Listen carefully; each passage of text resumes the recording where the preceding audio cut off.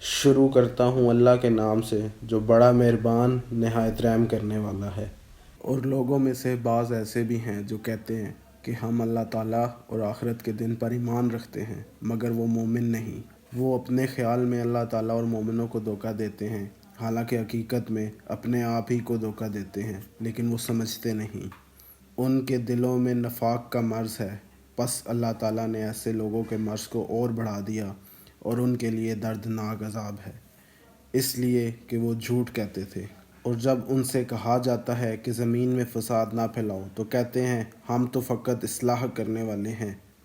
خبردار، یہی فساد کرنے والے ہیں لیکن یہ سمجھتے نہیں۔ اور جب ان سے کہا جاتا ہے کہ سچے مومنوں کی طرح تم بھی ایمان لے آؤ تو کہتے ہیں کہ کیا ہم بھی اسی طرح ایمان لے آئیں جس طرح یہ بے وقوف ایمان لائے ہیں۔ یاد رکھو وہ خود ہی بے وقوف ہیں لیکن وہ سمجھتے نہیں۔ اور جب یہ لوگ مومنوں سے ملتے ہیں تو کہتے ہیں کہ ہم بھی ایمان لے آئے ہیں، اور جب اپنے شیطانوں کے ساتھ تنہائی میں ہوتے ہیں تو کہتے ہیں کہ ہم تمہارے ساتھ ہیں، ان سے تو صرف ہم مذاق کیا کرتے ہیں۔ اللہ تعالیٰ ان کو اس مذاق کی سزا دیتا ہے اور انہیں ان کی نافرمانیوں میں اس طرح چھوڑ دیتا ہے کہ حیران و سرگرداں رہیں۔ یہ وہ لوگ ہیں جنہوں نے ہدایت کے بدلے گمراہی خرید لی، لیکن ان کی اس تجارت نے انہیں نفع نہ دیا اور نہ انہوں نے ہدایت پائی۔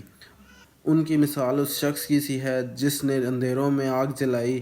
پس جب آگ نے ارد گرد کی چیزوں کو روشن کر دیا تو اللہ تعالیٰ نے ان کی روشنی کو بجھا دیا اور ان کو اندھیروں میں اس طرح چھوڑ دیا کہ کچھ نہ دیکھ سکے۔ وہ بہرے، گونگے اور اندھے ہیں، اس لیے راہ حق کی طرف لوٹتے نہیں۔ یا ان کی مثال ان لوگوں کی سی ہے جن پر آسمان کی جانب سے ایک سخت بارش ہو رہی ہے جس میں تاریکیاں اور گرج چمک ہو تو یہ لوگ بجلی کی کڑک پر کانوں میں انگلیاں ٹھونس لیتے ہیں موت کے خوف سے۔ اور یاد رکھو اللہ تعالیٰ کافروں کو ہر طرف سے گھیرے ہوئے ہے۔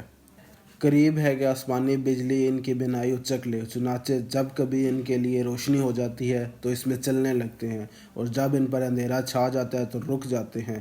اور اگر اللہ تعالیٰ چاہتا تو ان کے سننے اور دیکھنے کی قوت کو ختم کر دیتا۔ بے شک اللہ تعالیٰ ہر بات پر قدرت رکھتا ہے۔ اے لوگو، اپنے رب کی عبادت کرو جس نے تمہیں اور ان سب کو جو تم سے پہلے گزرے ہیں پیدا کیا تاکہ تم پرہیزگار بن جاؤ۔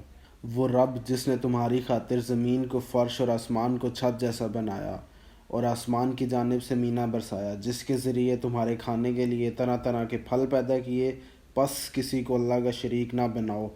اور تم جانتے ہو کہ اس کا کوئی شریک نہیں۔ اور اگر تمہیں اس کتاب میں جو ہم نے اپنے بندے محمد صلی اللہ علیہ وآلہ وسلم پر نازل کی ہے کچھ شک ہو تو تم بھی ویسی ہی ایک صورت بنا لاؤ، اور اللہ تعالیٰ کے سوا اپنے تمام مددگاروں کو بلاؤ اگر تم اپنے دعوے میں سچے ہو۔ پھر اگر تم ایسا نہ کر سکو اور ہرگز نہ کر سکو گے تو اس آگ سے ڈرو جس کا ایندھن نافرمان انسان اور پتھر ہوں گے، یہ آگ کافروں کے لیے تیار کی گئی ہے۔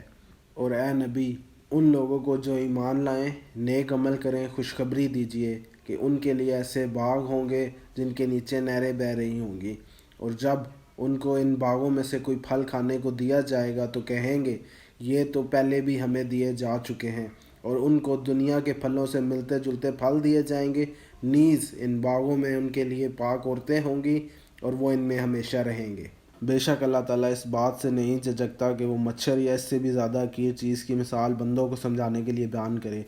پس جو لوگ ایمان لائے ہیں وہ جانتے ہیں کہ یہ مثال ان کے رب کی طرف سے برحق ہے، لیکن وہ جنہوں نے انکار کیا کہتے ہیں کہ اللہ تعالیٰ کا اس مثال کے بیان کرنے سے کیا مقصد تھا۔ اللہ بہت سے لوگوں کو ان مثالوں کے ذریعے گمراہ کرتا ہے اور بہتوں کو اس سے ہدایت دیتا ہے، لیکن گمراہ تو وہ صرف نافرمانوں کو ہی کرتا ہے، یعنی وہ جو اللہ کے ساتھ پکا وعدہ کرنے کے بعد اس کو توڑ دیتے ہیں، اور جن رشتوں کو جوڑنے کا اللہ نے حکم دیا ان کو قطع کر دیتے ہیں اور زمین میں فساد پھیلاتے ہیں، یہی لوگ خسارے میں ہیں۔ تم لوگ اللہ کا کیسے انکار کرتے ہو حالانکہ تم موجود نہ تھے، اس نے تمہیں پیدا کیا، پھر تم پر موت طاری کرے گا، پھر آخرت میں زندہ کرے گا، پھر اسی کی طرف لوٹائے جاؤ گے۔ اللہ وہی تو ہے جس نے تمہارے لیے زمین کی تمام چیزیں پیدا کیں،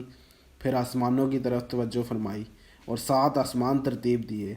اور وہ ہر بات کو جانتا ہے۔